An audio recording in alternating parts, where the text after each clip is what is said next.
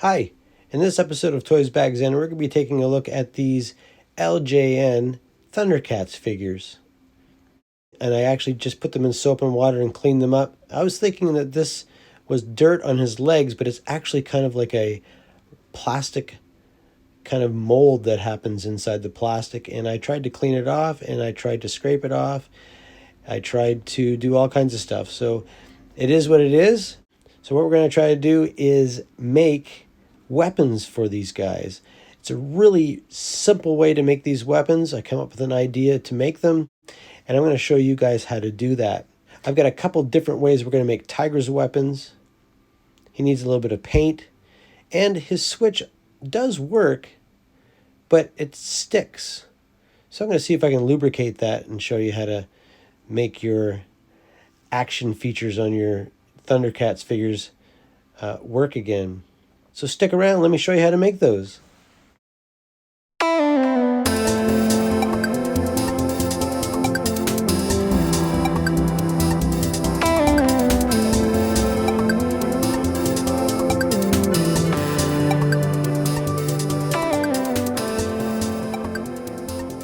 All we need some supplies. I'm going to be looking into my wife's supply of crafts that she has for her summer camp she does for kids. For Tigra, we need some kind of cord or twine, and we also need some round beads. So there's all kinds of beads in here. Let me look in here and see what we can find. Now I've looked at online to see what kind of twine we need, and we need like a light blue, but it has a certain look to it, and I want to try to recreate that look. So I did find some twine when I first opened this up, which was just actually, it was the same color. I'm just not sure if it's going to be long enough, but if not, we should be able to find some at any Michael's or dollar store or any craft store. The main thing I want to look for in here is the beads. This kind of looks like the beads that I saw in some pictures. So I'm going to take these beads. I'm going to take some orange ones too. I did see some examples of orange beaded ones. Here's all the different beads I'm going to experiment with to try to figure out what we need. I think this twine is a little small, so we're going to have to see if we can find some better twine. I just went to the local dollar store here to see what I could find, and I found this. This is actually a wired crafting cord, and I thought this would be really cool to make his weapon for, Tigra's weapon for, because you'll be able to pose it. So when he's sitting on the shelf, instead of it just laying on the floor like it would if we used this jewelry craft cord, which doesn't have wire in it, you can actually pose it a little bit. So I'm going to make this with the wire in it. I'm also going to take the wire out. You can take the wire out, and this is what the wire looks like. And I can use this extra wire for finishing up the weapon. I also got this cord here, which was in a white, and this is actually, from the pictures I found online, this is what the actual weapon does look like. This is a little bit more accurate, but I couldn't find the blue that I was looking for. So I just took a marker, which I found the blue. This is more like the blue I think that it comes in, or I colored it with the marker, and I let it sit overnight, and now the marker has dried. So it actually dyes the fabric quite well. So I'm going to be making three. I'm going to make one out of this without the wire, one out of this with wire, and one out of this, and see which one turns out the best. So first we have to cut our lengths. Now the original weapon, I believe, is about 6.5 inches long from the pictures that I saw online. But I'm going to cut them about 7 inches long for now. Plus we have to put about 4 knots in the fabric. So I figured that 7 inches would be good. And if it needs to be shorter, well, guess what? We can just cut it as we're going. I'm going to cut 4 lengths of this and 2 lengths of this, 7 inches long.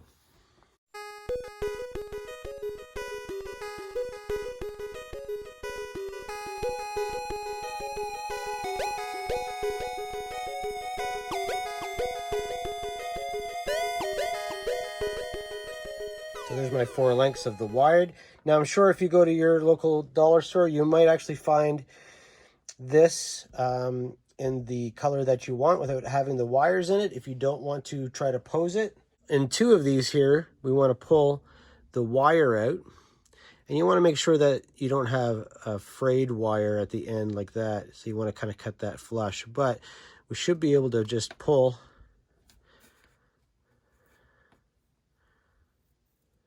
that right out like that.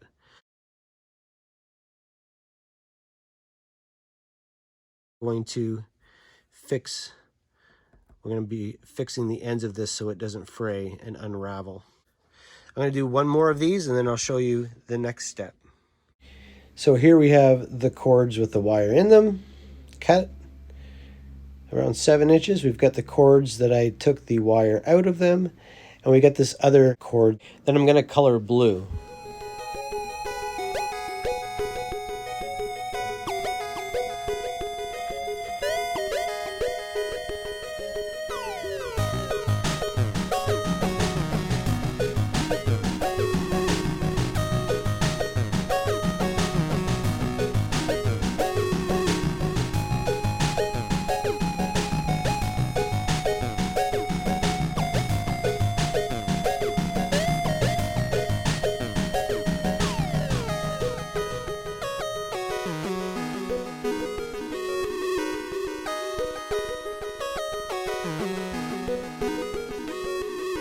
Next, we're going to use this Bic lighter to make sure that the ends don't fray after it's been cut.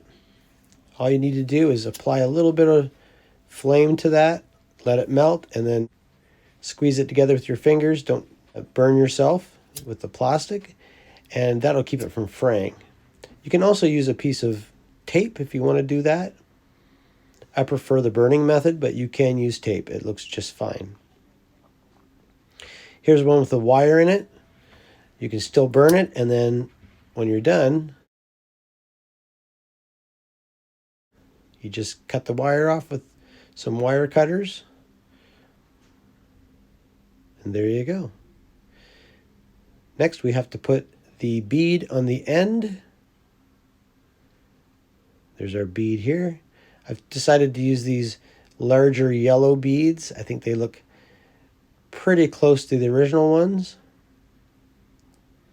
And I'm going to use all yellow. I decided not to use the orange ones. You see here at the end, I just made a knot so that the bead doesn't continue on to the other side. I'm going to do this with the rest of them and cut any excess off.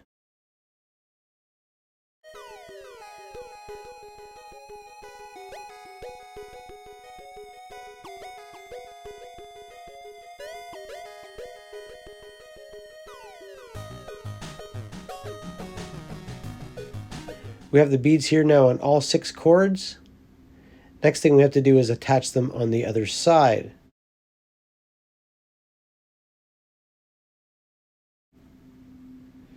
With the wired one, it's really simple. You can just twist them together and they'll hold.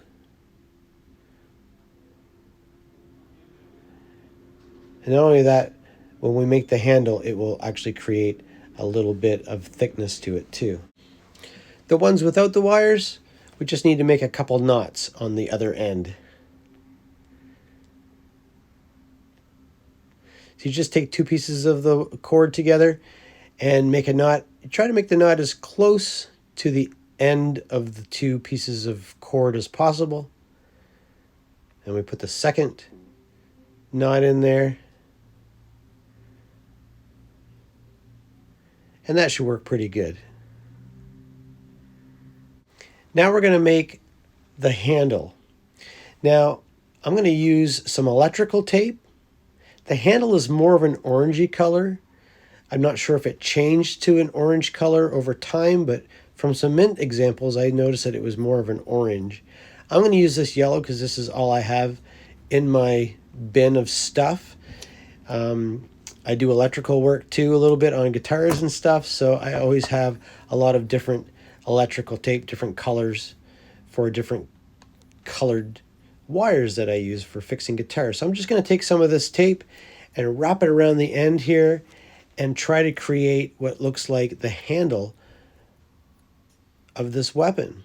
What I really wanted to use is some orange heat shrink, which is also a material that you use for electrical, where you would put it over the wire and then you'd heat it with a heat gun, or you can use a hair dryer, and it will shrink to the size of whatever it's wrapped around, which would look a lot better than this, but this is what I have. Maybe sometime when I get to go to the electrical store, about 20 minutes away, I'll pick up some.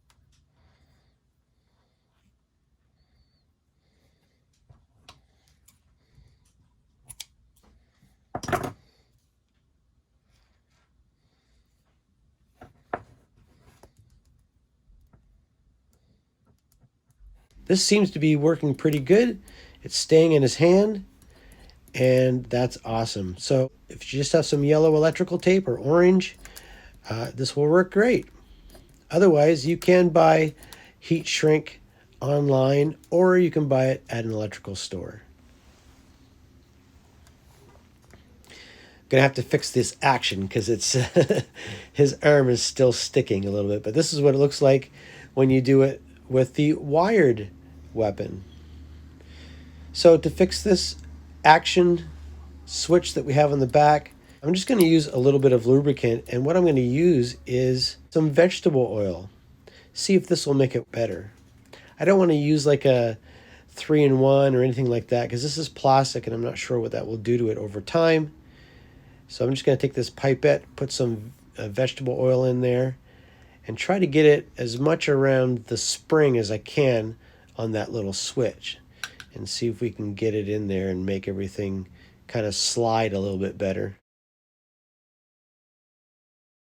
Seems like it's gonna, oh, seems like it's working. So sometimes it sticks. We'll keep working it in here. There we go. That's better. So if you have one of your Thundercat figures with that action feature with the switch on the back, which quite a few of them have, you can use this technique to lubricate it and make it work again. And that looks awesome.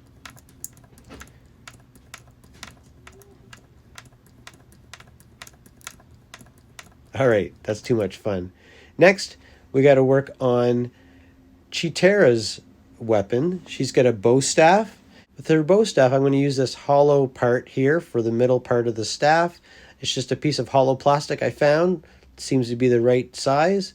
And I'm also going to use this plastic here. It's white plastic. It kind of looks like styrene, but it's specifically used for putting marker dots on the top of guitar necks.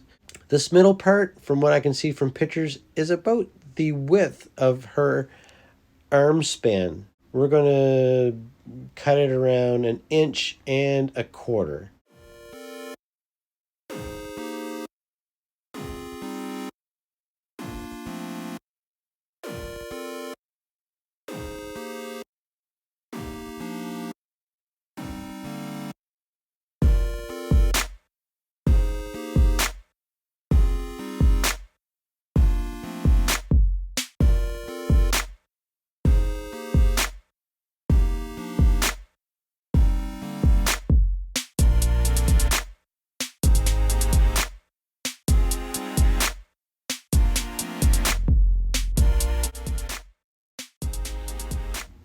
So next I'm going to take about 1/4 inch off of each end so that we can make it the length that we want it. It needs to be about 18.5 centimeters, or you can think of it as 185 millimeters long.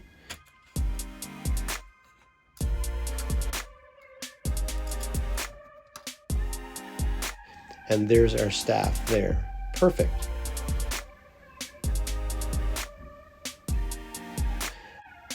Just going to take this nail file and just round the edges of the ends of these cut pieces.